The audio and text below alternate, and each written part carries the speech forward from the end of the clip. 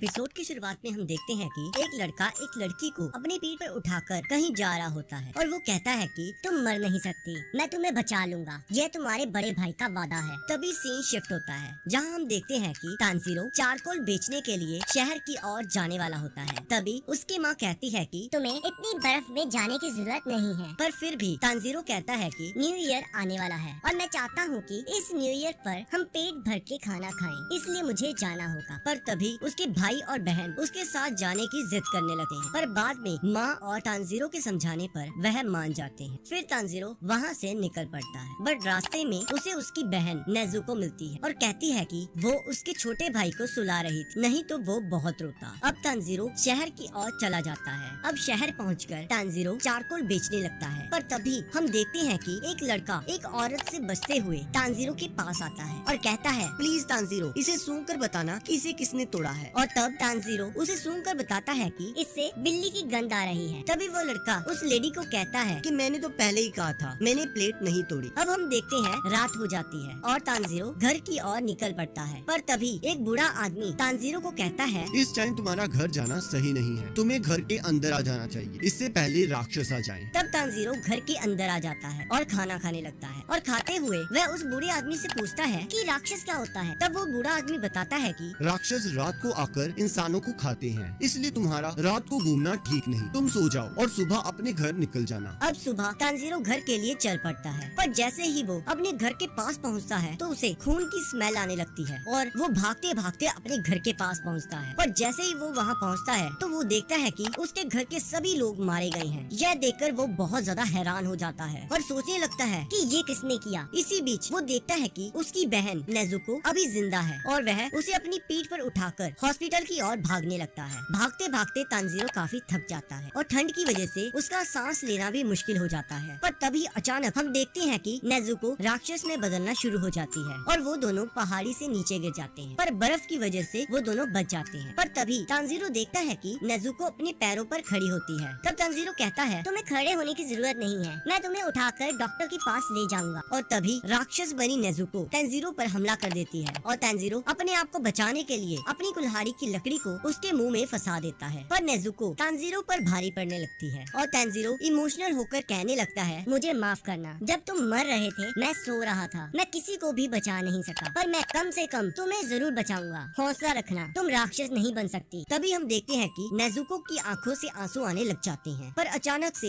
एक लड़का तलवार से नेजुको पर हमला कर देता है, पर तानजीरो उसे बचा लेता है। तब वो लड़का तानजीरो से पूछता है कि तुम इस राक्षस को क्यों बचा रहे हो? तब तानजीरो कहता है कि ये मेरी बहन है। अब वो लड़का नेजुको को पकड़ लेता है और कहता है कि मेरा फर्ज है कि मैं हर राक्षस को ढूंढूं और उसे मारूं। पर तब तानजीरो कहता है कि नेजुको ने किसी को नहीं मारा, यहाँ तक कि मुझे मेरे घर से एक अनजान गंध आ रही थी, मुझे लगता है कि उसी ने मेरी फैमिली को मारा है, मुझे नहीं पता नेजुको राक्षस कैसे बनी। तब वो लड़का बताता है कि इसके जख्म राक्षसों के खून के संपर्क में आए होंगे, इसी वजह से ये राक्षस बन गई है और इसी तरह ये राक्षस अपनी जनसंख्या बढ़ाते हैं। पर तब तानजीरो कहता है कि मेरी बहन ने किसी इंसान को नहीं मारा, प्लीज उसे छोड़ दो। तब वो लड़का कहता है कि तुम क्या मजाक कर रहे हो? अगर मैंने इसे छोड़ा तो ये तुम पर हमला कर देगी। पर तब तानजीरो कहता है कि ये मेरी बहन है, इसे पता है कि मैं इसका बड़ा भाई हूँ, ये मेरे पर हमला नहीं करेगी, मैं इसे ठीक करने का रास्ता ढूंढ लूंगा। तब वो लड़का कहता है कि एक बार कोई इंसान राक्षस बन जाए तो वह वापस इंसान नहीं बन सकता। पर तानजीरो कहता है कि प्लीज इसे छोड़ दो, मैं कोई ना कोई रास्ता जरूर ढूंढ लूंगा। और उसके आगे गिड़गिड़ाने लगता है। तब वो लड़का कहता है कि तुम इसे ठीक नहीं कर सकते, अगर मैंने इसे छोड़ा तो तुम भी राक्षस बन जाओगे, क्या तुम यही चाहते हो? और वैसे भी तुम बहुत कमजोर हो। हाँ, शायद राक्षसों के पास तुम्हारी बहन को ठीक करने का कोई रास्ता हो, पर वो ऐसा कभी नहीं करेंगे क्योंकि ताकतवर हमेशा कमजोर को दबाता है। तब वो लड़का नेजुको पर हमला कर देता है, जिसे देखकर तानजीरो उस लड़के पर हमला कर देता है, पर वो लड़का तानजीरो के सिर पर मारकर उसे बेहोश कर देता है। और तभी वह देखता है कि तानजीरो के पास उसकी कुल्हाड़ी नहीं है और तभी तानजीरो की कुल्हाड़ी उसके पास से गुजरकर पेड़ पर लगती है। तब वो लड़का तानजीरो की चालाकी को देखकर काफी इम्प्रेस हो जाता है कि कैसे उसने उसे चकमा देकर उलझाए रखा, पर उसका असली प्लान तो कुछ और था। पर तभी नेजुको उस लड़के पर हमला कर देती है और तानजीरो की तरफ जाने लगती है। पहले तो उस लड़के को लगता है कि नेजुको तानजीरो पर हमला करने वाली है, पर अचानक वो देखता है कि नेजुको तानजीरो को बचाने लगती है। अब एक तरफ नेजुको उस लड़के पर हमला करने वाली होती है और दूसरी तरफ वो लड़का सोचता है कि ऐसा कैसे हो सकता है? ये बहुत ज्यादा घायल है, इस टाइम इसे भूख भी बहुत लग रही होगी, पर फिर भी ये अपने भाई को खाने की जगह उसे बचा रही है। तब वो लड़का सोचता है कि शायद ये बाकियों से अलग है तो वो नाजुको को बेहोश कर देता है। और जब तानजीरो उठता है तो वो देखता है कि नेजुको उसके पास लेटी होती है और वो लड़का कहता है कि तुम उठ गए, जाओ जल्द से जल्द माउंट सागिरी चले जाओ। वहाँ तुम्हें एक बूढ़ा आदमी मिलेगा जिसका नाम साकोंजी उरोकोडाकी होगा। जब वो तुम्हें मिल जाए तो उसे कहना कि तुम्हें गियू टोमियोका ने भेजा है और कहता है कि अभी आसमान में बादल हैं। अभी तुम्हारी बहन बची रहेगी, पर ध्यान रखना इसे कभी भी सूरज की रोशनी में मत जाने देना। और यह कहकर वो चले जाता है और फिर सीन शिफ्ट होता है और हम देखते हैं कि तानजीरो अपने घर वालों को दफनाकर माउंट सागिरी की ओर चल पड़ता है। एपिसोड की शुरुआत में हम देखते हैं कि तानजीरो कुछ बैम्बू स्टिक और एक टूटी हुई बास्केट को नेजुको के पास लेकर आता है और नेजुको को सूरज की रोशनी से बचाने के लिए उस बास्केट को ठीक करने लगता है और बाद में नेजुको को बास्केट के अंदर आने को कहता है। पर नेजुको के राक्षस बन जाने के कारण उसकी हाइट काफी बढ़ गई थी। तब उस समय तानजीरो उसे अपनी हाइट कम करके बास्केट के अंदर एडजस्ट होने को कहता है। अब नेजुको अपनी हाइट को एडजस्ट करके उस बास्केट में आ जाती है और तानजीरो माउंट सागिरी का रास्ता पूछकर वहाँ के लिए निकल पड़ता है। अब चलते चलते रात हो जाती है और जब वो एक टेम्पल के पास पहुँचता है तो उसे खून की गंध आने लगती है और वह जब भागते हुए टेम्पल के अंदर जाता है तो वो देखता है कि एक राक्षस लोगों को खा रहा होता है और वहाँ पर कोई भी जिंदा नहीं होता। और तब वह राक्षस कहता है, ये मेरा इलाका है, जो मेरे इलाके में आता है उसे भुगतना पड़ता है। ये सुनकर तानजीरो काफी डर जाता है और वह राक्षस तानजीरो पर हमला कर देता है। और दूसरी ओर खून को देखकर नेजुको के मुंह में पानी आ जाता है क्योंकि वह बहुत भूखी होती है। यहाँ तानजीरो उस राक्षस से मुकाबला करने लगता है, पर जब नेजुको को तानजीरो की चीख सुनाई देती है तो वो जल्द से भागते हुए आती है और एक किक मारकर उस राक्षस का सिर धड़ से अलग कर देती है। तब वो राक्षस कहता है कि तुम राक्षस होकर एक इंसान का साथ कैसे दे सकती हो? और वह राक्षस बिना सिर के ही तानजीरो पर हमला कर देता है, पर नेजुको एक और किक मारकर उसे दूर फेंक देती है, जिसे देखकर तानजीरो काफी हैरान हो जाता है और वह सोचने लगता है कि बिना सिर के ये राक्षस हमला कैसे कर पा रहा है और बोल कैसे सकता है। अब हम देखते हैं कि उस राक्षस के सिर के साइड से हाथ उगाते हैं और वह तानजीरो पर हमला कर देता है। दूसरी ओर उस राक्षस का शरीर नेजुको को पटक पटक के मारने लगता है और इधर तानजीरो उस राक्षस के सिर से लड़ रहा होता है और उस राक्षस के सिर पर अपना सिर मारकर उसे अपने आप से दूर करता है और फिर अपनी कुल्हाड़ी के साथ ही उसे एक पेड़ की ओर फेंक देता है, जिससे उस राक्षस का सिर उस पेड़ के साथ फंस जाता है और तानजीरो अपनी बहन को बचाने के लिए चला जाता है। और जब तानजीरो नेजुको को बचाने के लिए उस राक्षस के शरीर को धक्का देता है तो वो उस राक्षस के साथ ही खाई में गिरने लगता है, पर नेजुको सही टाइम पर आकर तानजीरो को बचा लेती है और वह राक्षस का शरीर नीचे गिरकर मर जाता है, जिससे उस राक्षस का सिर भी बेहोश हो जाता है। अब जब तानजीरो राक्षस के सिर को मारने लगता है तो उसके पीछे से एक आदमी आता है और कहता है ये इससे नहीं मरेगा। और उसके बाद तानजीरो के पूछने पर वो आदमी कहता है तुम खुद सोचो इसे कैसे मारा जा सकता है। और तब तानजीरो एक पत्थर लेकर आता है। अभी वो उस राक्षस को मारने की हिम्मत बटोर ही रहा होता है कि तब वह आदमी सोचता है ये लड़का कितना दयालु है, इसके सामने राक्षस है पर फिर भी ये कोई भी फैसला नहीं ले पा रहा। मुझे नहीं लगता ये इसे मार पाएगा। और तब हम देखते हैं कि सुबह हो जाती है और वह राक्षस सूरज की रोशनी की वजह से जल के मर जाता है। ये देखकर तानजीरो काफी शॉक हो जाता है कि कैसे राक्षस बस थोड़ी सी सनलाइट से जल के मर गया। उसके बाद वह अपनी बहन को ढूंढने लगता है और उसे टेम्पल के अंदर सेफ पाकर रिलैक्स हो जाता है। अब वो सोचने लगता है कि वो आदमी कहाँ गया। अब तानजीरो टेम्पल के बाहर आ जाता है जहाँ वो आदमी बैठकर प्रार्थना कर रहा होता है और वो आदमी बताता है कि उसका नाम सकांजी उरुकोडाकी है और पूछता है कि क्या तुम वही हो जिसे गियू टोमियाका ने भेजा है? तब तानजीरो बताता है हाँ मैं वही हूँ। तब वो आदमी पूछता है कि क्या होगा अगर तुम्हारी बहन किसी इंसान को खा ले? यह सुनकर तानजीरो शॉक हो जाता है। तब वो आदमी तानजीरो के पास आकर उसके एक थप्पड़ मार देता है और कहता है तुम डिसीजन लेने में बहुत स्लो हो, इसलिए तुम उस राक्षस को सुबह होने से पहले नहीं मार सकी। तुम्हें पता है तुम मेरे इतने सिंपल सवाल का जवाब क्यों नहीं दे पाए? तो मैं बताता हूँ, क्योंकि तुम्हारा संकल्प बहुत कमजोर है। तुम दो चीजें कर सकते हो अगर तुम्हारी बहन किसी इंसान को खा लेती है। पहला तो तुम उसे मार दो और खुद भी मर जाओ, और दूसरा कि तुम ऐसा कभी होने ही ना दो। क्या तुम्हें समझ आ गया? तो तानजीरो कहता है हाँ। तो वो आदमी कहता है चलो ठीक है, मैं तुम्हारा टेस्ट लूंगा कि तुम डेमन स्लेयर कॉर्प्स के मेंबर बनने के लिए सही हो या नहीं। चलो अपनी बहन को उठाओ और मेरे साथ चलो। अब दोनों भागते भागते उस आदमी के घर पहुंच जाते हैं और तब वह आदमी तानजीरो को कहता है कि तुम्हारे टेस्ट के लिए हमें पहाड़ पर जाना होगा और मैं वादा करता हूँ जब तक तुम वापस आओगे तब तक मैं तुम्हारी बहन का ध्यान रखूंगा। उसके बाद दोनों पहाड़ की ओर निकल जाते हैं जहाँ बहुत ज्यादा अंधेरा होता है और सांस लेने में भी मुश्किल हो रही होती है। तब वह आदमी तानजीरो को कहता है कि तुम्हें सुबह होने से पहले मेरे घर के पास पहुँचना होगा, वो भी अकेले। ये कहकर वह आदमी धुंध में कहीं गायब हो जाता है। पहले तो तानजीरो को लगता है कि मैं आसानी से उस आदमी की स्मेल से रास्ता पता कर लूंगा और वो पहाड़ से उतरना शुरू कर देता है, पर तभी वह एक ट्रैप में फंस जाता है। तब उसे समझ आता है कि असली टेस्ट ये है। उसे इन सभी ट्रैप्स को पार पार करके सुबह तक नीचे पहुंच जाना है और वो बड़ी मुश्किल से सभी ट्रैप्स को पार करते हुए आखिरकार उस आदमी के घर पहुंच जाता है। इस बीच उसे बहुत चोटें आई होती हैं। ये देखकर वह आदमी कहता है आज से तुम मेरे शिष्य हो। तो इसी के साथ सेकंड एपिसोड खत्म हो जाता है। एपिसोड की शुरुआत में हमें डेमन स्लेयर कॉर्प्स के बारे में बताया जाता है, जो कि एक ऑर्गेनाइजेशन है जो पिछले 100 सालों से राक्षसों को मार रही है और यह किसी भी सरकार के साथ लिंक्ड नहीं है। हमें ये तो नहीं बताया गया कि राक्षसों की उत्पत्ति कैसे हुई, हमें बस इतना बताया गया है कि राक्षस अपने जख्मों को मिनटों में ठीक कर लेते हैं और इनका फेवरेट फूड इंसान है। इन्हें बस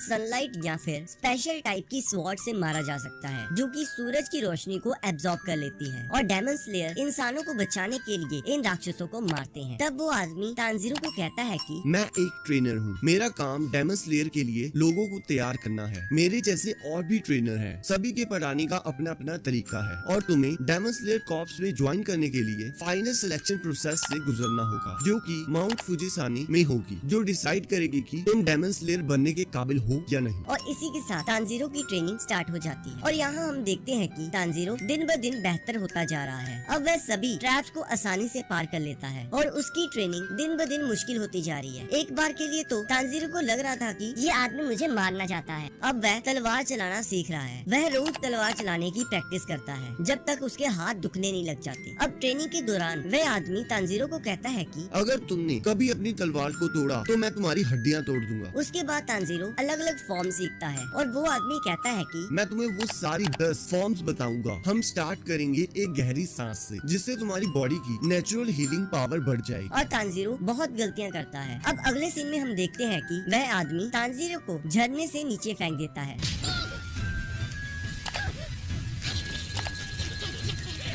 और अगले सीन में हमें पता लगता है कि नेजुको पिछले 6 महीनों से सोई हुई है, जिसका कोई भी कारण पता नहीं लग रहा। उन्होंने डॉक्टर को भी दिखाया पर कुछ पता नहीं लगा और तानजीरो कहता है कि मुझे डर है कि कहीं एक दिन मैं उठूं और नेजुको मरी हो। अब 1 साल बीत जाता है और वह आदमी तानजीरो को कहता है मैंने अब तुम्हें सब कुछ सिखा दिया है। अब जो करना है तुमने करना है, जिससे पता लगेगा कि तुम अगले लेवल में जा सकते हो या नहीं। अब वह आदमी तानजीरो को एक बड़े पत्थर के पास लेकर जाता है और कहता है कि अगर तुमने इस पत्थर को 2 हिस्सों में काट दिया तो मैं तुम्हें फाइनल सिलेक्शन में जाने दूंगा। अब तानजीरो सोचता है कि कोई तलवार इसे 2 हिस्सों में कैसे काट सकती है। और वह आदमी हवा में गायब हो जाता है। अब उस दिन के बाद तानजीरो रोज प्रैक्टिस करने लगता है और उस पत्थर को काटने की कोशिश करता है, पर फिर भी उसे किसी तरह की कोई भी सफलता हासिल नहीं होती। अब 6 महीने बीत जाते हैं पर अभी भी वो वहीं का वहीं है। तब हम देखते हैं एक और लड़का वहाँ आता है और तानजीरो को कहता है तुम बहुत स्लो हो, कमजोर हो और इमेच्योर हो। मैं ऐसे लड़के को डेमन स्लेयर नहीं मानता। और वह तानजीरो को लड़ने का आह्वान देता है और कहता है मुझे दिखाओ तुमने अब तक क्या सीखा है। और तब तानजीरो कहता है तुम्हें चोट लग जाएगी। तब वह लड़का हंसते हुए कहता है तुम्हें सच में लगता है तुम मुझे छू भी पाओगे। और वह तानजीरो पर हमला कर देता है और वह बताता है कि वह भी इस पत्थर को पहले काट चुका है। और यहाँ हम देखते हैं कि तानजीरो बुरी तरह पिट जाता है और वह लड़का कहता है कि तुमने 1.5 साल में कुछ नहीं सीखा। तुमने बस चीजों को याद किया है, पर तुम्हारी बॉडी अभी भी पहले जैसी कमजोर है। और वह लड़का तानजीरो को बेहोश करके एक लड़की के हवाले करके चला जाता है। अब जब तानजीरो रात को होश में आता है तो वह उस लड़की से पूछता है कि क्या तुमने उसे देखा? वो कितना अमेजिंग था। मैं भी उसकी तरह बनना चाहता हूँ। तब वो लड़की कहती है हाँ जरूर, मैं इसलिए तो आई हूँ। और वो अपना नाम मकोमो बताती है और उस लड़के का नाम साबितो। अब मकोमो तानजीरो को उसकी गलतियाँ बताती है और उसे गाइड करती है और हमें यहाँ पता लगता है कि यह दोनों अनाथ थे और उन्हें उसी बूढ़े आदमी ने पाला था। और वो कहती है कि और भी बहुत सारे बच्चे हैं जो तुम्हें देख रहे हैं। अब 6 महीने बीत जाते हैं और तानजीरो साबितो को चैलेंज करता है, पर इस बार तानजीरो की तलवार साबितो को पहले हिट कर जाती है और साबितो का मास्क हट जाता है, जिससे वह स्माइल करने लगता है और वो दोनों धुंध में कहीं गायब हो जाते हैं। और जैसे ही धुंध हटती है तो तानजीरो देखता है कि उस पत्थर के 2 हिस्से हो चुके हैं और इसी के साथ एपिसोड का अंत हो जाता है। एपिसोड की शुरुआत में हम देखते हैं कि तानजीरो मन ही मन कहता है कि मैं इसलिए जीता क्योंकि मैंने ओपनिंग थ्रेड को डिटेक्ट करना सीख लिया है, जो मुझे बताती है कि मुझे कब और कहां हमला करना चाहिए। और जैसे ही मैं उसे देखता हूँ वह अपने आप ही टाइट हो जाती है और मैं उस पर हमला कर देता हूँ। तब वहाँ उरोकोडाकी आ जाता है और यह देखकर वो बहुत ज्यादा हैरान हो जाता है और कहता है कि मेरा कोई प्लान नहीं था तुम्हें फाइनल स्टेज में भेजने का, क्योंकि मैं किसी और बच्चे को मरते हुए नहीं देखना चाहता था। मैं चाहता था कि तुम इसे ना काट पाओ, पर तुमने मुझे बहुत इम्प्रेस किया। मुझे तुम पर गर्व है। ये सुनकर तानजीरो की आंखों से आंसू आ जाते हैं और उरोकोडाकी कहता है कोशिश करना कि तुम फाइनल राउंड से जिंदा वापस आ जाओ। मैं और तुम्हारी बहन तुम्हारा इंतजार करेंगे। अब जब रात को तांजीरो खाना खाकर अपने बाल काट रहा होता है, तब उरोकोडाकी कहता है, एक चीज याद रखना, राक्षस जितने ज्यादा इंसानों को खाते हैं उनकी ताकत उतनी बढ़ती जाती है, और कुछ राक्षस तो ऐसे हैं जो कि मैजिकल पावर्स को यूज करते हैं। इसलिए तुम्हारी रक्षा के लिए मैं तुम्हें ये वार्डिंग मास्क देता हूँ जिस पर प्रोटेक्शन मैजिक किया हुआ है। अब सुबह तांजीरो अपनी बहन से मिलकर जब वहाँ से जाने लगता है, तब वह उरोकोडाकी से विदा लेता है और जाते हुए कहता है, साबितो और मकोमो को मेरी तरफ से हेलो कहना। पर ये सुनकर उरोकोडाकी काफी हैरान हो जाता है और सोचता है कि तांजीरो को उन दोनों मरे हुए बच्चों के नाम कैसे पता है। अब शाम तक तांजीरो फाइनल राउंड के लिए पहुंच जाता है, जहां और भी काफी लोग आए होते हैं। तब वहां पर दो लड़कियां उन्हें बताती हैं कि रात होते ही आपका फाइनल राउंड स्टार्ट हो जाएगा। यहाँ माउंट फूजी कसाने पर बहुत सारे राक्षसों को विस्टीरिया ब्लूम्स की मदद से कैद करके रखा हुआ है, जिसे राक्षस बहुत नापसंद करते हैं, और आप सबको 7 दिनों तक इन सब से बच के रहना पड़ेगा। इसी के साथ फाइनल राउंड स्टार्ट हो जाता है और सभी जंगल की ओर चले जाते हैं। तब तांजीरो मन ही मन सोचता है कि मुझे बस रात में इनसे बच के रहना है, क्योंकि सुबह होते ही ये अपने आप ही जल के मर जाएंगे। इतने में तांजीरो को एक राक्षस की गंध आती है और वो उसे ढूंढने लगता है, और अचानक से वे राक्षस उस पे हमला कर देता है। पर तांजीरो अपनी फुर्ती दिखाते हुए वहाँ से हट जाता है, और यहाँ हम देखते हैं कि दो राक्षस आपस में लड़ना शुरू कर देते हैं कि मैं इसे खाऊंगा, मैं इसे खाऊंगा, और ये दोनों तांजीरो पर हमला कर देते हैं। पर तांजीरो अपनी स्पेशल तलवार से उनके सिर धड़ से अलग कर देता है, और हम देखते हैं कि वे राक्षस राख बन जाते हैं। अब हमें दिखाया जाता है कि ये तलवार उसे उरोकोडाकी ने दी थी, और उन्होंने बताया था कि ये तलवार स्पेशल स्टील से बनी है जो कि सूरज की रोशनी को अपने अंदर समा लेती है, और यही तलवार राक्षसों को पूरी तरह खत्म कर सकती है, जिसका नाम है निटिरिंग स्वॉर्ड। और राक्षसों का सबसे कमजोर अंग उनका गला होता है। अब तांजीरो को एक लड़के के चीखने की आवाज आती है, और जब वो वहाँ पहुँचता है तब वो एक बहुत बड़े राक्षस को देखता है, जिसे देखकर उसके होश उड़ जाते हैं। और हम देखते हैं कि उस राक्षस के हाथ में एक लड़के की लाश होती है, जिसे वो पूरा का पूरा निगल जाता है, और जैसे ही वह उस लड़के को खाता है वो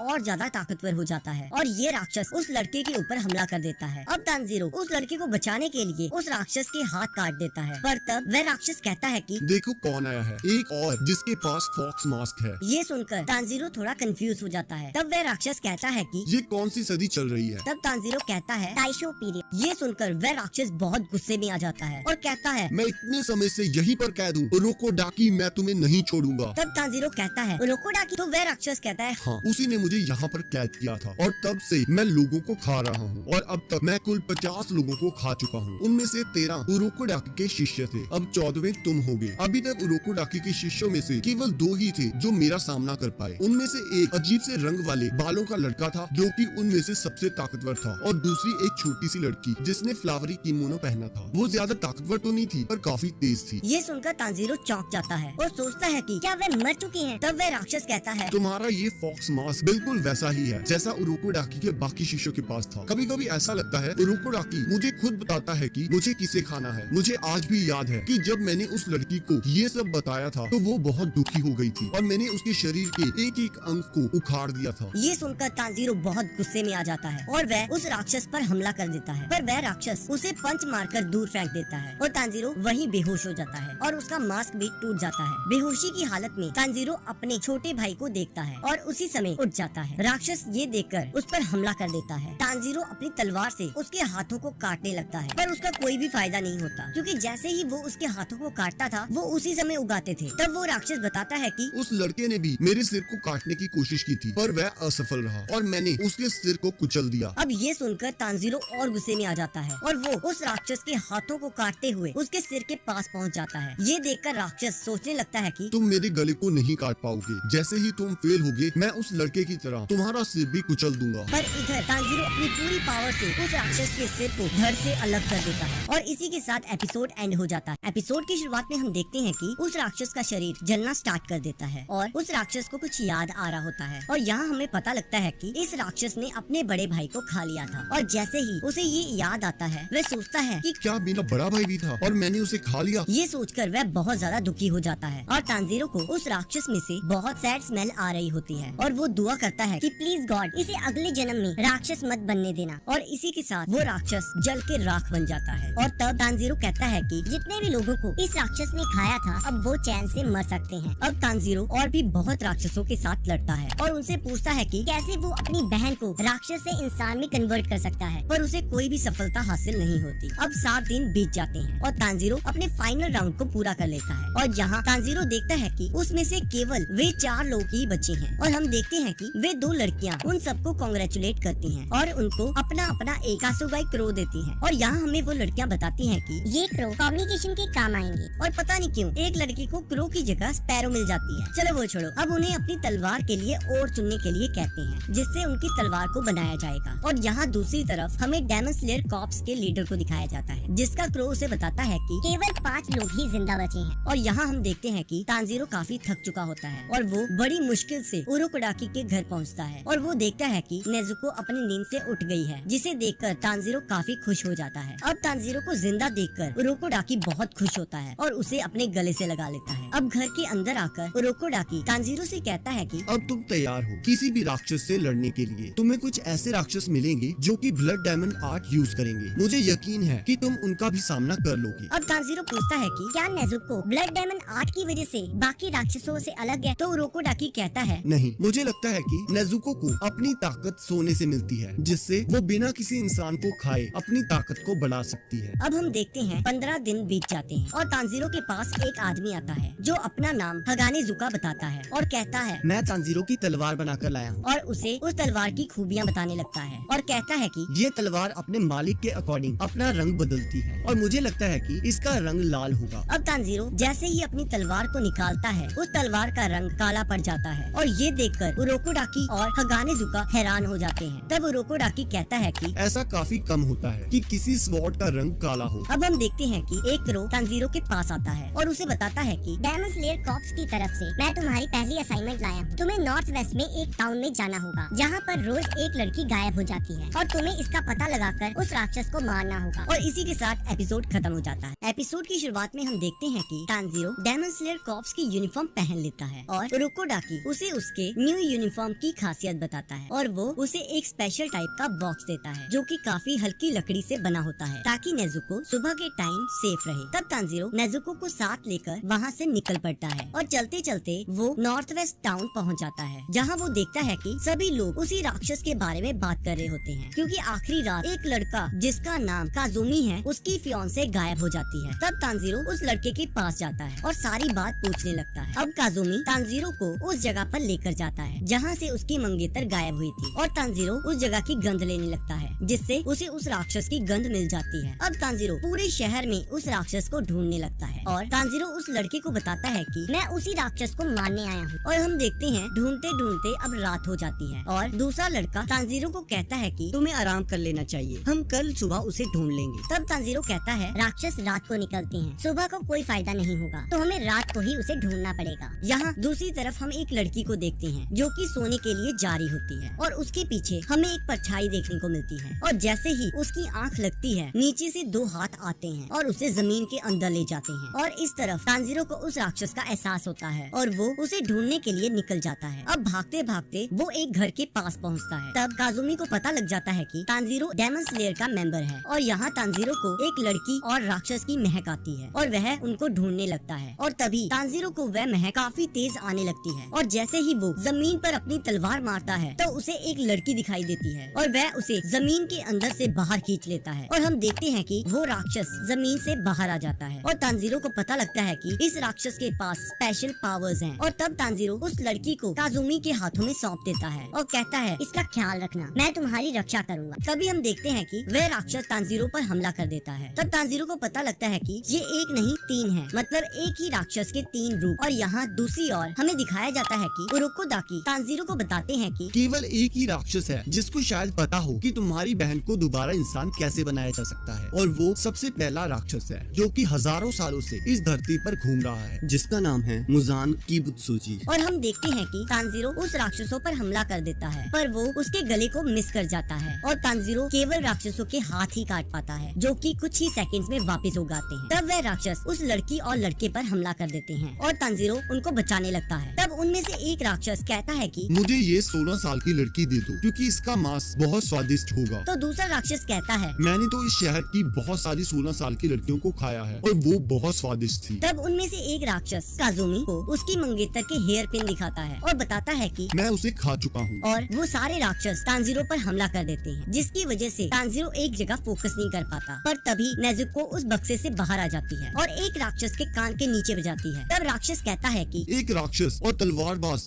इकट्ठे काम कैसे कर सकते हैं। और तब हमें दिखाया जाता है कि उरोकोडाकी तानजीरो को बताता है कि मैंने नेजुको को कहा है कि सारे राक्षस तुम्हारे दुश्मन हैं और अगर कोई राक्षस किसी इंसान पर हमला करे तो तुम्हें उसको खत्म करना होगा क्योंकि सभी इंसान तुम्हारी फैमिली हैं। और इसी के साथ एपिसोड खत्म हो जाता है। एपिसोड की शुरुआत में हम देखते हैं कि नेजुको उस राक्षस पर हमला कर देती है और तब तानजीरो नेजुको को अपने पास बुलाता है और जैसे ही नेजुको तानजीरो के पास आने लगती है तो एक राक्षस उस पर हमला कर देता है, पर नेजुको अपनी फुर्ती दिखाते हुए उस राक्षस को डॉच करके तानजीरो के पास आ जाती है। इसे देखकर तानजीरो को समझ आ जाता है कि नेजुको को उसकी प्रोटेक्शन की जरूरत नहीं है और वो अपनी सुरक्षा खुद कर सकती है। तब तानजीरो नेजुको को कहता है कि मैं अंडरग्राउंड जा रहा हूँ, इस लड़की और लड़की का ख्याल रखना। और ये कहकर वो जमीन के अंदर चले जाता है। अंदर जाकर तानजीरो देखता है कि उन राक्षसों ने जितने भी लोगों को खाया था उनके कपड़े वहाँ पर तैर रहे होते हैं। ये देखकर तानजीरो को बहुत गुस्सा आ रहा होता है। तब उस समय हम देखते हैं कि वो राक्षस आपस में बात कर रहे होते हैं कि यहाँ हवा बहुत कम है, जल्द ही इसका दम घुटने लग जाएगा और यहाँ अंधेरा भी बहुत है, इसे कुछ भी दिखाई नहीं देगा, हम इसीलिए इस पर हमला कर सकते हैं। अब यहाँ बहुत अंधेरा होता है जिसकी वजह से तानजीरो अपनी ट्रेनिंग को याद करने लगता है और जैसे ही उसे मौका मिलता है वो अपनी तलवार से उन राक्षसों के टुकड़े टुकड़े कर देता है। और यहाँ दूसरी तरफ हम देखते हैं कि एक राक्षस नेजुको के साथ लड़ रहा होता है और नेजुको उसे बुरी तरह पीट रही होती है, पर तभी हम देखते हैं कि वो राक्षस नेजुको के सिर पर जख्म कर देता है और जैसे ही वो दूसरा हमला करने लगता है तानजीरो धरती से बाहर आकर उस राक्षस के हाथ काट देता है और कहता है मेरी बहन से दूर रहो। और तब तानजीरो उस राक्षस से पूछता है कि तुम्हें मुजान के बारे में क्या पता है? ये सुनकर वो राक्षस बहुत ज्यादा डर जाता है और कहता है मैं तुम्हें उसके बारे में कुछ नहीं बता सकता। और यहाँ तानजीरो को उसका डर महसूस हो रहा होता है और तब हम देखते हैं कि वो राक्षस अचानक से तानजीरो पर हमला कर देता है और तानजीरो अपनी तलवार से उस राक्षस का गला काट देता है जिससे उसकी वहीं पर मौत हो जाती है। और यहाँ तानजीरो देखता है कि नेजुको सोई हुई है और उसके घाव भी ठीक होने लग गए हैं। और तब तानजीरो उस लड़के को उसकी मंगेतर के हेयर पिन देते हुए कहता है कि तुम्हें उसे भूलना होगा। और तब वो लड़का गुस्से में आकर कहता है कि क्या तुम्हें सच में लगता है कि इतना आसान है किसी को भी भूलना? तुम्हारे लिए बोलना बहुत इजी है, अगर तुमने अपना कोई खोया होता तब तुम्हें समझ आता। अब ये सुनकर तानजीरो चुपचाप स्माइल करके चल पड़ता है। तब उस लड़के को रियलाइज होता है कि उसने जो भी कहा गलत था और वो तानजीरो को सॉरी कहता है और तानजीरो जाते हुए उस लड़के को कहता है कि तुम अपना ख्याल रखना और इस लड़की को सेफली उसके घर पहुंचा देना। और तानजीरो वहाँ से निकल पड़ता है। पर तभी एक क्रो तानजीरो के पास आता है और उसे उसकी अगली असाइनमेंट के लिए टोक्यो जाने के लिए कहता है। अब ये सुनकर तानजीरो वहाँ के लिए निकल पड़ता है। अब जब तानजीरो टोक्यो पहुँचता है तो वो यहाँ की चकाचौंध देखकर बहुत हैरान हो जाता है क्योंकि उसके लिए ये बहुत नया था और ऊपर से उसे बहुत भूख लग रही होती है और वो खाना खाने के लिए एक शॉप पर जाता है। पर जैसे ही वो खाना खाने लगता है उसे एक जानी पहचानी महक आती है जो कि उसे उसके घर से भी आई थी और वो उसका पीछा करने लगता है। और यहाँ हमें पता लगता है कि वो महक और किसी की नहीं मुजान की होती है। अब जैसे ही तानजीरो उसके पास पहुँचता है तो वो देखता है कि मुजान के हाथ में एक बच्ची होती है और ऊपर से वो उसको डैडी कह रही होती है और उसके साथ उस बच्चे की माँ भी होती है। ये देखकर तानजीरो बहुत शॉक हो जाता है और वो सोचने लगता है कि एक राक्षस के साथ ये इंसान क्या कर रहे हैं। तब हम देखते हैं कि मुजान अपने नाखूनों से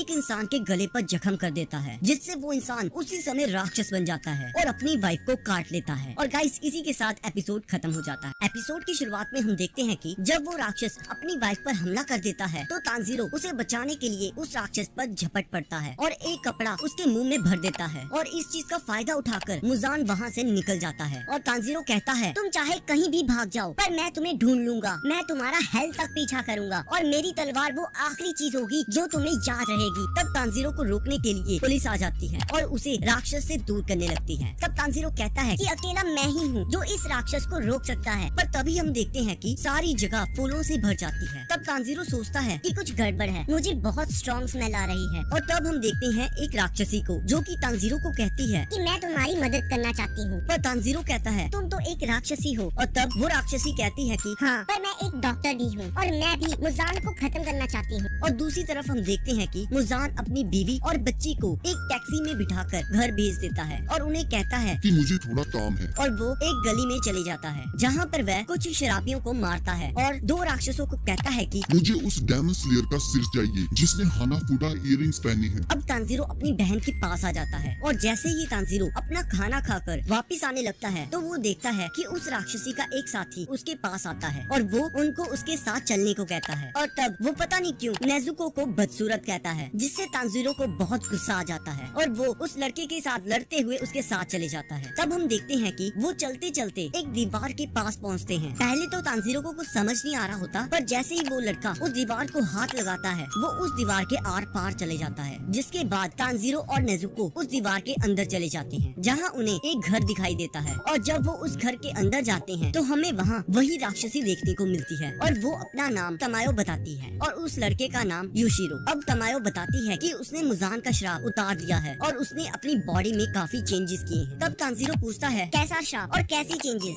तब तमायो बताती है कि उसने ही यूशिरो को राक्षस बनाया है और वो इंसानों को मारकर खून नहीं पीते बल्कि खून को खरीद कर पीते हैं और ऊपर से उनको बहुत कम खून की जरूरत होती है। और वो बताती है कि मुझे 200 साल लगे किसी भी इंसान को राक्षस बनाने में, पर फिर भी मैं केवल यूशिरो को ही राक्षस बना सकी। तब तानजीरो तमायो से पूछता है क्या कोई ऐसा तरीका है जिससे एक राक्षस को दोबारा से इंसान बनाया जा सके? तब तमायो कहती है इसका कोई ना कोई तरीका तो जरूर होगा और मैं तुमसे वादा करती हूँ कि मैं इसका कोई ना कोई तरीका जरूर ढूंढ लूंगी, पर तुम्हें मेरा एक काम करना होगा। इस दवाई को बनाने के लिए मुझे मुजान के क्लोज वन के खून की जरूरत होगी। तब तानजीरो कहता है कि इससे न केवल नेजुको बल्कि और भी लोगों को शैतान से इंसान बनाया जा सकता है। और तब हम देखते हैं कि दो राक्षस उनके घर पर हमला कर देते हैं और इसी के साथ एपिसोड खत्म हो जाता है। एपिसोड की शुरुआत में हम देखते हैं कि मुजान के भेजे हुए राक्षस तमायो के घर पर हमला कर देते हैं। तब उनमें से एक राक्षस दूसरे को बताता है कि यहाँ पर बहुत सारे राक्षस हैं और उनके साथ एक डेमन स्लेयर है। तब दूसरा राक्षस अपनी बॉल से तमायो के घर पर हमला कर देता है और हम देखते हैं कि उसकी बॉल तमायो के घर को तहस नहस कर रही होती है और ऊपर से एक बॉल यूशिरो का सिर उड़ा देती है। तब तानजीरो नेजुको को कहता है कि उस घायल लेडी को सेफ जगह ले जाओ। तब तमायो कहती है कि नीचे एक बेसमेंट है, उसे वहाँ ले जाओ। तब वो राक्षसी तानजीरो को कहती है कि तुम वही हो ना जिसने हाना फूडा इयररिंग्स पहने हैं? ये सुनकर तानजीरो शॉक हो जाता है और तमायो को कहता है कि ये मेरे पीछे आए हैं, तुम कहीं छुप जाओ। और तब तमायो कहती है तुम लड़ाई पर ध्यान दो, तुम भूल रहे हो कि हम भी राक्षस हैं, हमें तुम्हारी प्रोटेक्शन की जरूरत नहीं है। और यहाँ वो राक्षस तानजीरो पर हमला कर देती है और उसकी बॉल तानजीरो की ओर बढ़ रही होती है, पर तानजीरो अपनी तलवार को उसके आर पार कर देता है, पर फिर भी वो बॉल रुकने का नाम नहीं लेती और तानजीरो सोचता है कि ये बॉल कैसे इधर उधर घूम रही है। तब हम देखते हैं कि यूशिरो का सिर उगना स्टार्ट हो जाता है और वो कहता है कि मैंने तो पहले ही कहा था हमें डेमन स्लेयर का साथ नहीं देना चाहिए। हम जितने ज्यादा होंगे हमें मुजान उतनी जल्दी ढूंढ लेगा। और तब वो राक्षसी कहती है कि तुम 12 किजुकी में से एक के हाथों से मरने वाले हो। तब तमायो बताती है कि ये शायद डायरेक्टली मुजान से रिलेटेड हो। और हम देखते हैं कि वो राक्षसी अपने 4 और हाथ निकाल लेती है और वो कहती है चलो अब खेलना स्टार्ट करते हैं जब तक तुम मर नहीं जाते। तब तमायो सोचती है कि अगर मैंने अपनी पावर्स को यूज किया तो इससे तानजीरो को खतरा हो सकता है। और दूसरी तरफ तानजीरो उन बॉल्स को डॉज कर रहा होता है और जैसे ही तानजीरो उन बॉल्स को काटता था तो वो कटी हुई बॉल्स फिर भी उस पर हमला करती रहती थी। और तब तानजीरो सोचता है कि मुझे 2 राक्षसों की स्मेल आ रही है और मुझे ये भी पता है कि वो कहाँ है, पर फिर भी ऐसे तो मैं उनके पास कभी नहीं पहुँच पाऊंगा। तब यूशिरो तानजीरो को कहता है कि तुम्हें एरोस पर ध्यान देना चाहिए, वह तुम्हें बताएंगी कि बॉल्स किस साइड जाने वाली हैं। पर तब तानजीरो कहता है कौन सी एरोस? तब यूशिरो कहता है कि क्या तुम्हें एरोस नहीं दिख रही? तब तानजीरो कहता है नहीं। और तब यूशिरो तानजीरो को अपनी आंखों की शक्ति दे देता है और तानजीरो को वो एरोस दिखने लग जाते हैं। और तब तानजीरो नेजुको को कहता है चलो बाहर चलते हैं और तुम उस राक्षस का ध्यान रखना जो कि पेड़ के पीछे बैठा है। तब हम देखते हैं कि तानजीरो बॉस से बचते हुए भाग रहा होता है और कहता है नेजुको जल्दी करो। दूसरी तरफ हम देखते हैं कि नेजुको दूसरे राक्षस पर हमला कर देती है जिससे एरोस गायब हो जाते हैं और तानजीरो उस राक्षसी के हाथ काट देता है और तमायो से पूछता है कि क्या ये मुजान से रिलेटेड है? तो वो कहती है हो सकता है। तो वो कहता है हमें पहला ब्लड सैंपल मिल गया। तब राक्षसी कहती है कि अगर तुम में दम है तो मुझसे खून लेकर दिखाओ। और हम देखते हैं कि वो राक्षसी के हाथ दोबारा उग जाते हैं और दूसरी तरफ हम देखते हैं कि दूसरा राक्षस नेजुको को तानजीरो के ऊपर फेंक देता है और तब नेजुको और तानजीरो दोनों 2 हिस्सों में बट जाते हैं और तानजीरो एरो वाले राक्षस के साथ लड़ने लगता है। तब तानजीरो अपनी ओपनिंग थ्रेड से उस पर हमला करने लगता है, पर तभी हम देखते हैं कि वो राक्षस ओपनिंग थ्रेड को काट देता है और उस राक्षस के एरोस तानजीरो को इधर उधर फेंकने लगते हैं। दूसरी ओर नेजुको उस राक्षसी से लड़ रही होती है और यहाँ हम देखते हैं कि यूशिरो गायब होकर उस राक्षसी पर हमला कर देता है, पर तब नेजुको जैसे ही उसकी बॉल को किक करने लगती लगती है तो उसका पैर कट जाता है और वो राक्षसी नेजुको को किक मारकर दूर फेंक देती है। तब तमायो देखती है कि नेजुको को काफी खून निकल रहा होता है और तब वो उसे एक दवाई देती है ताकि उसका जख्म जल्दी भर सके। दूसरी ओर हम देखते हैं कि तानजीरो उस राक्षस के साथ लड़ रहा होता है और सोच रहा होता है कि इसे मारने के लिए मुझे पूरी एक्यूरेसी चाहिए होगी, पर इसके एरोस मुझे इसके पास पहुंचने ही नहीं दे रहे और ना ही मेरी तलवार इनको काट सकती है। और तभी एक एरो तानजीरो की बाजू पकड़ लेता है पर तानजीरो बैक फ्लिप मारकर उसकी पकड़ से निकल जाता है। तब वो राक्षस कहता है, तुम बहुत चालाक हो। इस बार तो तुमने एरोस की सेम डायरेक्शन में घूमकर अपने आप को बचा लिया, पर अब नहीं बचा पाओगे। और हम देखते हैं कि वो राक्षस बहुत सारे एरोस से तानजीरो पर हमला कर देता है और तानजीरो सोचता है कि मुझे इनकी डायरेक्शन चेंज करके हमला करना होगा। तब तानजीरो अपनी टेक्निक से उन एरोस की डायरेक्शन को चेंज करके उस राक्षस पर हमला कर देता है और इसी के साथ एपिसोड खत्म हो जाता है। एपिसोड की शुरुआत में हम देखते हैं कि तानजीरो उस राक्षस का सिर धड़ से अलग कर देता है। तब वो राक्षस कहता है, मैं तुम्हें नहीं छोड़ूंगा, मैं अपने साथ साथ तुम्हें भी ले डूबूंगा। और वो तानजीरो पर अपने एरोस से हमला कर देता है। तब तानजीरो कहता है कि इसका वार पहले से काफी ताकतवर है, मुझे अपनी पूरी ताकत से लड़ना होगा, नहीं तो मैं इसके हाथों कुचला जाऊंगा। और वो एरोस तानजीरो को इधर उधर फेंकने लगते हैं और तानजीरो अपने आप को बचाने के लिए मल्टीपल टेक्निक्स यूज करता है। अब जैसे ही वह राक्षस जलकर राख हो जाता है वैसे ही उसके एरोस गायब हो जाते हैं और तानजीरो जमीन पर गिर जाता है। और यहाँ हम देखते हैं कि तानजीरो की बहुत सी हड्डियाँ टूट जाती हैं, यहाँ तक कि उसके लिए उसकी स्वॉर्ड उठाना भी बहुत मुश्किल हो गया था। और वो कहता है, अब बस एक राक्षस रह गया है, मुझे हिम्मत रखनी है। और वो अपने मुंह से अपनी स्वॉर्ड को उठाकर रेंगने लगता है। अब यहाँ दूसरी ओर हम देखते हैं कि वो राक्षसी यूशिरो पर अपनी बॉल से हमला कर देती है, पर जैसे ही वो बॉल यूशिरो को हिट करने वाली होती है तभी सही टाइम पर नेजुको आकर उसे बचा लेती है। और हम देखते हैं कि उस राक्षसी और नेजुको के बीच फुटबॉल मैच शुरू हो जाता है और वो एक दूसरे की तरफ बॉल किक करने लगते हैं। तब ये देखकर यूशिरो काफी हैरान हो जाता है। तब तमायो यूशिरो को बताती है कि ये सारी ताकत नेजुको की है, वो बिना ह्यूमन ब्लड के इतनी ताकतवर है। अब हम देखते हैं कि तमायो अपनी मैजिक पावर्स यूज करती है जिससे वह किसी के भी दिमाग को कमजोर कर सकती है। और वो उस राक्षसी से पूछती है, क्या तुम्हें पता है कि मुजान असलियत में क्या है? तो मैं तुम्हें बताती हूँ। असल में मुजान इस चीज से बहुत डरता है कि कहीं बाकी राक्षस मिलकर उसे मार ना दे, इसीलिए कोई भी राक्षस आपस में मिलकर काम नहीं कर पाता। तब वो राक्षसी कहती है कि ऐसा नहीं है, मुजान जितना ताकतवर कोई नहीं है। तब तमायो उस राक्षसी को कहती है कि तुमने मुजान का नाम लेकर कर्स को एक्टिवेट कर दिया है। ये सुनकर वो राक्षसी बहुत डर जाती है और हम देखते हैं कि उस राक्षसी के मुंह और पेट में से दो बड़े हाथ आते हैं जो कि उस राक्षसी के टुकड़े टुकड़े कर देते हैं। अब तमायो सभी को बताती है कि ये सब मुजान के श्राप के कारण हुआ, क्योंकि अगर कोई राक्षस मुजान का नाम लेता है तो मुजान उस राक्षस के सभी सेल्स को तबाह कर देता है। और तब तमायो तानजीरो को बताती है कि ये राक्षसी 12 किजुकी में से नहीं है, क्योंकि 12 किजुकी के आँखों पर एक नंबर होता है जो उन्हें बाकियों से अलग बनाता है। अब तमायो उसका ब्लड लेकर उसकी दवाई बनाने के लिए रख लेती है। तब तानजीरो को उस राक्षसी की बॉल से एक रोती हुई आवाज आती है और तब तानजीरो उस बॉल को उस राक्षसी के पास रख देता है और जैसे ही सुबह होती है उस राक्षसी के बचे हुए शरीर के अंग भी जल के राख हो जाते हैं। तब तानजीरो मन ही मन कहता है कि तुमने कितने ही इंसानों को मार कर खाया, पर जब तुम्हारी मौत आई तो तुम्हारी हड्डियां भी नहीं बची और तुम्हारी मौत का कारण भी वो बना जिसे तुम फॉलो करती थी। मुजान, तुम तो सच में एक राक्षस हो। तब तानजीरो बाकियों को ढूंढते हुए बेसमेंट जा पहुंचता है और सबको सेफ पाकर काफी खुश होता है। और हम देखते हैं कि नेजुको तमायो को अपने गले से लगा लेती है। तब तानजीरो कहता है कि नेजुको, आप दोनों को अपनी फैमिली मानने लग गई है। पर तमायो तानजीरो को कहती है कि नेजुको तो केवल इंसानों को अपनी फैमिली मानती है, पर हम तो राक्षस हैं। तब तानजीरो कहता है कि नेजुको के लिए आप इंसानों से कम नहीं हो और वो आपको बचाना चाहती है। और तब हम देखते हैं कि तमायो नेजुको को गले लगाकर खुशी के मारे रोने लगती है। और यहाँ हमें पता लगता है कि तमायो ने यूशिरो को बचाने के लिए उसे राक्षस में कन्वर्ट किया था। और तब तमायो तानजीरो को कहती है कि अगर तुम चाहो तो तुम नेजुको को हमारे साथ भेज सकते हो। मैं इस चीज की गारंटी तो नहीं लेती कि वो सेफ रहेगी, पर मुझे लगता है कि बाहर से ज्यादा वो हमारे साथ सेफ रहे। तब तानजीरो सोचने लगता है कि ये बात तो सही कह रहे हैं, मेरे से ज्यादा सेफ तो ये इनके साथ रहे। पर हम देखते हैं कि नेजुको तब भी तानजीरो का हाथ पकड़ लेती है और तानजीरो उसका इशारा समझ जाता है और तमायो को कहता है कि आपकी ऑफर का शुक्रिया, पर नेजुको और मुझे कोई अलग नहीं कर सकता। और वो दोनों वहाँ से जाने लगते हैं। और पीछे से यूशिरो तानजीरो को कहता है कि तुम्हारी बहन एक सुंदरी है। और तानजीरो ये सुनकर हंसने लगता है। और अगले सीन में हम देखते हैं कि वो क्रो तानजीरो को उसकी अगली असाइनमेंट के लिए उसे साउथ ईस्ट जाने को कहता है। और इसी के साथ एपिसोड खत्म हो जाता है। एपिसोड की शुरुआत में हम देखते हैं कि तानजीरो अपनी अगली असाइनमेंट के लिए जा रहा होता है, पर तभी वो देखता है कि एक लड़का एक लड़की लड़की के पैरों में पड़ा होता है और कहता है कि प्लीज मुझसे शादी कर लो, मैं कवारा नहीं मरना चाहता। ये देखकर तांजीरो काफी हैरान हो जाता है। तब उस लड़के का स्पैरो तांजीरो के पास आता है और उसे सारी बात बताता है और तब तांजीरो कहता है हाँ मैं तुम्हारी हेल्प करूँगा। तब तांजीरो उस लड़के के पास जाकर कहता है कि वो लड़की तुम में इंटरेस्टेड नहीं है और तुम्हें अपने स्पैरो को भी परेशान नहीं करना चाहिए। और वो लड़का कहता है कि तुम वही फाइनल सिलेक्शन वाले हो ना। तब तांजीरो कहता है कि अब तुम ऐसे बिहेव मत करो कि जैसे मैं तुम्हें जानता हूँ। तब वो लड़का कहता है तुम ऐसा तो मत कहो प्लीज। और तब तांजीरो उस लड़की को कहता है कि आप अपने घर जा सकते हो। पर वो लड़का फिर भी नहीं मानता। तब वो लड़की कहती है कि मैं तुमसे प्यार नहीं करती, तुम्हें इतनी सी बात समझ नहीं आ रही, वैसे भी मेरा ऑलरेडी फियांसे है। और वो वहाँ से चली जाती है। तब वो लड़का तांजीरो को कहता है कि अगर मैं कवारा मरा तो ये तुम्हारी गलती होगी। ये सुनकर तांजीरो काफी कंफ्यूज हो जाता है और वो लड़का कहता है तुम्हें पता है कि अगली असाइनमेंट में मैं मर जाऊंगा क्योंकि मैं बहुत कमजोर हूँ। और वो अपना नाम ज़ेनित्सु बताता है और कहता है कि प्लीज मुझे बचा लो। तब तांजीरो कहता है कि अगर तुमने लड़ना ही नहीं था तो तुमने फाइनल सिलेक्शन में पार्टिसिपेट ही क्यों किया। तब वो बताता है कि एक बूढ़े आदमी ने मुझे जबरदस्ती ट्रेन किया और ऊपर से फाइनल सिलेक्शन में भी मैं बच गया। मुझे डर है कि जल्द ही राक्षस मुझे खा जाएंगे। और वो कांपने लगता है। तब हम देखते हैं कि तांजीरो और ज़ेनित्सु अगली असाइनमेंट के लिए जाने लगते हैं। पर रास्ते में ज़ेनित्सु को भूख लग जाती है। तब तांजीरो अपना आखिरी बचा खाना भी उसे दे देता है। तब वो लड़का तांजीरो को भी खाने का ऑफर देता है और वो दोनों शेयर करके खाने लगते हैं। तब तांजीरो कहता है कि तुम हमेशा लड़कियों के पीछे जाते हो और बहुत खराटे लेते हो और काम भी नहीं करते। तुम्हें अपनी स्पैरो को इतना परेशान नहीं करना चाहिए। तो वो लड़का पूछता है कि ये सब तुम्हें किसने बताया। तो तांजीरो कहता है कि इस स्पैरो ने। ये सुनकर वो लड़का बहुत हैरान हो जाता है और कहता है कि क्या तुम स्पैरोस की भाषा भी जानते हो। तब तांजीरो का क्रो उनको चलते रहने को कहता है। अब हम देखते हैं कि तांजीरो को एक राक्षस की स्मेल आती है और वो उसका पीछा करने लगता है और चलते चलते एक घर के पास पहुंचता है और वो कहता है कि इसकी स्मेल बहुत तेज है। तब वो लड़का कहता है कौन सी स्मेल, मुझे तो बस एक आवाज आ रही है। तब वो देखते हैं कि एक लड़का और लड़की पेड़ के नीचे काफी डरे हुए खड़े होते हैं। तब तांजीरो उनको शांत करता है और उनसे सारी बात पूछता है। वो रात को कहीं जा रहे थे पर एक राक्षस उनके भाई को उठाकर ले जाता है और जब वो उसका पीछा करते हैं तो वो यहाँ पर आ जाते हैं। तब तांजीरो उनको कहता है कि तुम बहुत ब्रेव हो और तुम्हें फिक्र करने की जरूरत नहीं है, हम तुम्हारे भाई को बचा लेंगे। पर तभी हम देखते हैं कि ज़ेनित्सु को ड्रम की आवाज आने लगती है जो कि लगातार बढ़ती जा रही थी और तभी खून से लथपथ एक लड़का बाहर आकर गिरता है और उसकी तांजीरो के हाथ में ही मौत हो जाती है। और तांजीरो कहता है कि मुझे माफ करना, अगर मैं जल्दी आ जाता तो शायद मैं तुम्हें बचा ले। तब तांजीरो उन बच्चों से पूछता है कि क्या ये तुम्हारा भाई है। तो वो कहते हैं नहीं, हमारे भाई ने ऑरेंज किमोनो पहना था। तब तांजीरो कहता है कि इसका मतलब है कि उस राक्षस ने और भी लोगों को पकड़ा हुआ है। और तब तांजीरो अपना बॉक्स उन बच्चों को देते हुए कहता है कि अगर तुम कभी किसी मुसीबत में होगे तो ये तुम्हें बचा लेगा। और वो दोनों उस घर के अंदर चले जाते हैं और तब हम देखते हैं कि वो बच्चे भी घर के अंदर आ जाते हैं और कहते हैं कि हमें उस बॉक्स में से अजीब आवाजें आ रही थी। तब तांजीरो कहता है कि तुम्हें उसे अकेला छोड़ के नहीं आना चाहिए था क्योंकि वो मुझे मेरी जान से भी प्यारा है। तब हम देखते हैं कि इन्हें एक ड्रम की आवाज आने लगती है जिससे वो काफी डर जाते हैं और ड्रम की आवाज से रूम चेंज होने लगते हैं जिससे हम देखते हैं कि वो अलग अलग हो जाते हैं और एक राक्षस तांजीरो के कमरे के बाहर आ जाता है और तांजीरो को महसूस होता है कि यहाँ और भी राक्षस हैं और ये उन सबका बॉस है। और यहाँ दूसरी ओर हम देखते हैं कि ज़ेनित्सु रो रहा होता है और कहता है कि मैं तांजीरो से अलग कैसे हो गया, अब मैं नहीं बचूंगा। पर छोटा बच्चा उसे हौसला देते हुए कहता है कि तुम्हारे पास तलवार है, अगर तुमने उसे यूज ही नहीं करना तो उसका क्या फायदा। तो ये सुनकर ज़ेनित्सु कहता है तुम्हारी बातें सीधा मेरे दिल पर लगी हैं, अब मैं तो गया। और वो उस घर से बाहर जाने का रास्ता ढूंढने लगते हैं। पर वो जैसे ही बाहर का गेट खोलते हैं तो वो किसी और कमरे में पहुंच जाते हैं जिसे देखकर वो बहुत ज्यादा हैरान हो जाते हैं और पागलों की तरह बाहर जाने का रास्ता ढूंढने लगते हैं। पर तभी उन्हें एक कमरे में एक अजीब सा इंसान मिलता है जिसे देखकर ज़ेनित्सु डर जाता है। और यहाँ हम देखते हैं कि तांजीरो बच्ची को कहता है कि तुम कहीं छुप जाओ। और तब वो राक्षस कहता है कि तुम किसी के घर बिना पूछे कैसे आ सकते हो। और तब हम देखते हैं कि तांजीरो अपनी तलवार निकाल लेता है और कहता है कि मेरा नाम तांजीरो है और मैं तुम्हें खत्म करने आया हूँ। और तब हम देखते हैं कि जैसे ही वो राक्षस अपने ड्रम को हिट करता है वो कमरा उल्टा हो जाता है। तो तांजीरो कहता है अच्छा ये है ब्लड डीमन आर्ट। तो इसी के साथ एपिसोड खत्म हो जाता है। एपिसोड की शुरुआत में हम देखते हैं कि तांजीरो को एक अलग टाइप की स्मेल आ रही होती है और तभी वो सुअर के सिर वाला लड़का उस कमरे में आ जाता है। अब जैसे ही वो लड़का उस राक्षस पर हमला करने लगता है तो वो राक्षस अपने ड्रम को हिट करके उस कमरे को फ्लिप कर देता है। तब तांजीरो उसे बताता है कि इस राक्षस के पास स्पेशल पावर्स हैं, तुम इसे डायरेक्टली नहीं मार सकते। पर वो किसी की बात नहीं मानता और एक टाइम पर तो उस बच्ची के ऊपर अपना पैर रख देता है और कहता है इसमें बहुत मजा आ रहा है। तब तांजीरो उसे दूर फेंक देता है और कहता है कि अपने पैर इस बच्ची से दूर रखो। तब वो लड़का पूछता है कि तुम कौन हो? आज तक किसी भी इंसान ने मुझे ऐसे नहीं नहीं फेंका और वो तानजीरो पर हमला कर देता है और कहता है मेरी स्वॉर्ड तुम्हें बहुत डैमेज देगी। तब तानजीरो कहता है कि क्या तुम अंधे हो? तुम्हें ये राक्षस नहीं दिख रहा? फिर हम देखते हैं कि वो राक्षस उन पर क्लो अटैक कर देता है, पर वो उसे डॉज करके बच जाते हैं। पर राक्षस फिर से कमरे को फ्लिप करना शुरू कर देता है और जब तानजीरो को समझ आता है कि ये राक्षस जब भी अपने पेट वाली ड्रम को हिट करता है तो क्लो अटैक होता है और अगर ये बाकी ड्रम्स को हिट करता है तो कमरा फ्लिप हो जाता है और तभी हम देखते हैं कि वो कमरा चेंज हो जाता है और तानजीरो सोचने लगता है कि इस बार तो इस राक्षस ने ड्रम को हिट भी नहीं किया, फिर ये कमरा कैसे चेंज हो गया? कहीं यहाँ कोई और राक्षस तो नहीं है जिसके पास ड्रम हो? तब तानजीरो उस कमरे से बाहर आने लगता है और उसे ब्लड की स्मेल आने लगती है और जैसे ही वो उस कमरे से बाहर आता है तो उसे एक इंसान की लाश दिखती है, तो वो उस बच्ची को लेकर चले जाता है। तब तानजीरो को एक यूनिक स्मेल आती है और जब वो उस कमरे में जाता है तो उसे एक बच्चा दिखाई देता है जिसके हाथ में ड्रम होता है और दूसरी ओर हमें जेनित्सु का सीन दिखाया जाता है जहाँ हम देखते हैं कि उन दोनों के पीछे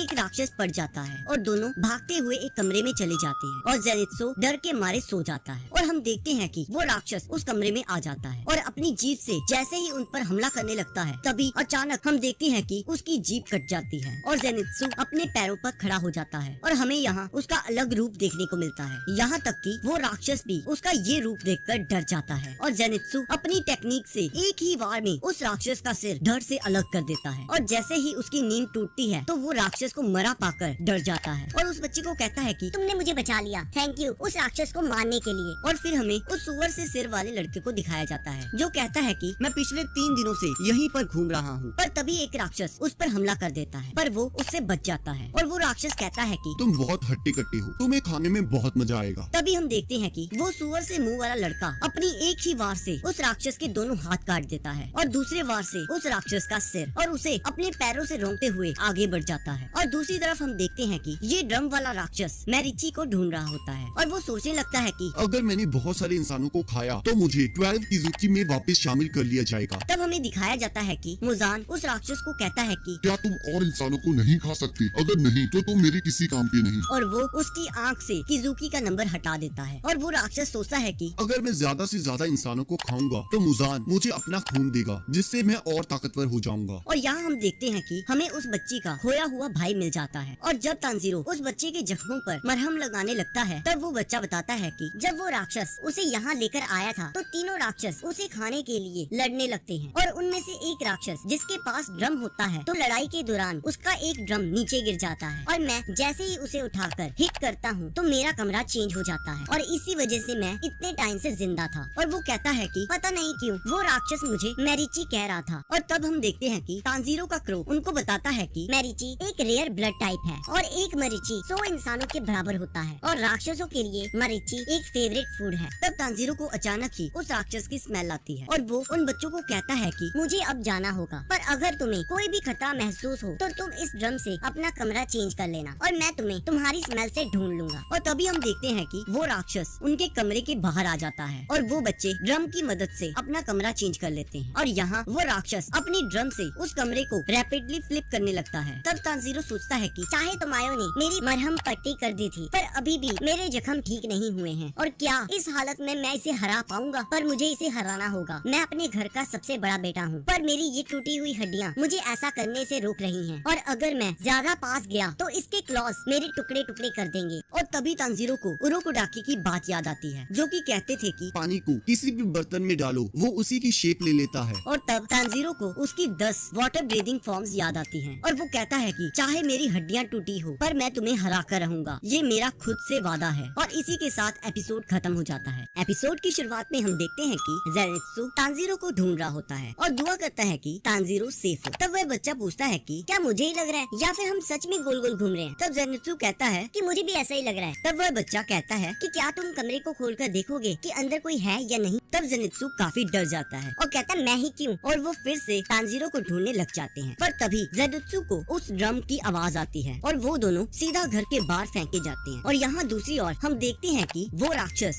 अभी भी तानजीरो को अपनी ड्रम की धुन पर नचा रहा होता है और तानजीरो सोचने लगता है कि मुझे अपनी टूटी हुई हड्डियों के सहारे इसे हराना होगा क्योंकि मैं जो काम शुरू करता हूँ उसे खत्म करके छोड़ता हूँ। और हम देखते हैं कि वो राक्षस अभी भी अपना ड्रम बजा रहा होता है और तानजीरो सोचता है कि मेरी टूटी हुई हड्डियाँ मुझे इसे हराने से नहीं रोक सकती। मुझे शांत रहना होगा और सोचना होगा कि मैं इसे कैसे हरा सकता हूँ। अब तब वो राक्षस बहुत इरिटेट हो जाता है और कहता है कि मुझे जल्दी ही मारीची को खाना होगा, इससे पहले कि देर हो जाए। तब तांजीरो उस राक्षस से पूछता है कि तुम्हारा नाम क्या है? और वो राक्षस कहता है। क्यों गाय? तब तांजीरो कहता है, मेरी बात सुनो, मैं तुम्हें उस बच्चे को खाने नहीं दूंगा। तुम्हारी ये कोशिश करना बिल्कुल बेकार है। और तब वो राक्षस कहता है कि मैं बच्चे को खाकर रहूंगा और 12 किजुकी में अपनी जगह दोबारा से हासिल करूंगा। और वो और भी ज्यादा ताकत से तांजीरो पर हमला करने लगता है। और यहाँ हम देखते हैं कि हमें उस राक्षस का पास्ट दिखाया जाता है और हम देखते हैं कि वो एक राइटर होता है और एक आदमी उसे कहता है कि तुम्हारा लिखा बिल्कुल बेकार है। तुम अपने आप को राइटर मत कहा करो, तुम किसी काम के नहीं हो। तुम्हें बस अपना ड्रम ही बजाना चाहिए और लिखने के बारे में तो तुम भूल ही जाओ। और हम देखते हैं कि वो राक्षस गुस्से में आकर उस आदमी के टुकड़े टुकड़े कर देता है। और इस तरफ हम देखते हैं कि वो राक्षस बहुत गुस्से में होता है और बहुत तेजी से ड्रम बजाने लगता है, जिससे वो कमरा गोल गोल घूमने लगता है। पर जैसे ही तांजीरो जब जमीन पर पड़े पेपर पर बिना पाँव रखे लैंड करता है तो वो राक्षस थोड़ा हिचकिचाता है। और तब तांजीरो उस राक्षस के हमले को डॉज करते हुए अपनी पूरी ताकत से उस राक्षस पर हमला कर देता है और कहता है, तुम्हारी ब्लड डायमंड आर्ट बहुत इनक्रेडिबल है। जिसे सुनकर वो राक्षस बहुत हैरान हो जाता है और तांजीरो उसका गला धड़ से अलग कर देता है। और हम देखते हैं कि उस राक्षस का शरीर जलना शुरू हो जाता है। तब वो राक्षस तांजीरो से पूछता है कि क्या तुम्हें सच में लगता है कि मेरी ब्लड डायमंड आर्ट इनक्रेडिबल थी? तो तांजीरो कहता है, हाँ। मैं ये कभी नहीं भूलूंगा कि मैंने तुम्हें मारा था। और तब वो राक्षस सोचता है कि उस आदमी ने तो मेरे काम की कदर नहीं की, पर कम से कम इसने मेरे काम पर पैर ना रखकर उसकी कदर की। मुझे इस चीज की खुशी है। और हम देखते हैं कि तांजीरो उस राक्षस का ब्लड सैंपल ले लेता है और वो राक्षस जल के मर जाता है। और हम देखते हैं कि तमायो की एक बिल्ली तांजीरो के पास आती है और वो ब्लड सैंपल लेकर चली जाती है। अब तांजीरो बच्चों को ढूंढते हुए एक कमरे में पहुंचता है जहां उसे वो बच्चे मिल जाते हैं और वो उनको लेकर बाहर जाने का रास्ता ढूंढने लगता है। और यहाँ दूसरी ओर हम देखते हैं कि जेनित्सु बेहोश हुआ होता है और वो बच्चा उसे उठा रहा होता है। और जैसे ही जेनित्सु उठता है तो वो बच्चा उसे बताता है कि तुमने मुझे बचा लिया। तो जेनित्सु कहता है, फिर तुम रो क्यों रहे हो? तभी उसे एहसास होता है कि वो सिर के बल गिरा था और वो जोर जोर से रोते हुए कहता है कि मुझे लगता है मैं मरने वाला हूँ, मुझे चक्कर आ रहे हैं। पर तभी उन्हें किसी के बाहर आने की आवाज आती है जिससे वो डर जाते हैं। तब हम देखते हैं कि वही सुअर से मुंह वाला लड़का बाहर आता है और जेनित्सु कहता है कि ये तो वही 5th फाइनल सिलेक्शन वाला लड़का है जिसने सबसे पहले फाइनल सिलेक्शन को पार किया था। और तभी हम देखते हैं कि वो सुअर से मुंह वाला लड़का नेजुको की बॉक्स पर हमला कर देता है। पर तभी जेनित्सु बीच में आ जाता है और कहता है कि ये बॉक्स तांजीरो के लिए बहुत इम्पोर्टेंट है। तब वो लड़का कहता है, कौन हो तुम? तब जेनित्सु बताता है कि मैं भी तुम्हारी तरह